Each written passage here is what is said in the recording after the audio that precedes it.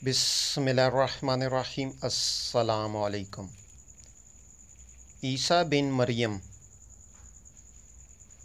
ऐब जुई से बचें।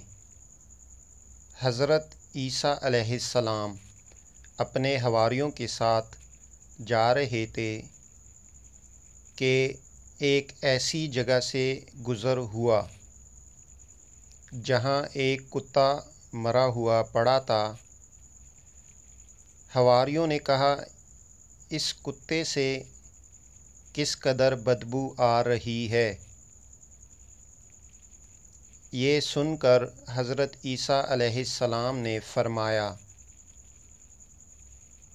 इसके दांत किस कदर सफ़ेद हैं। मकसद ये था कि ऐबों पर नज़र रखने की बजाय उनमें खूबी तलाश करो।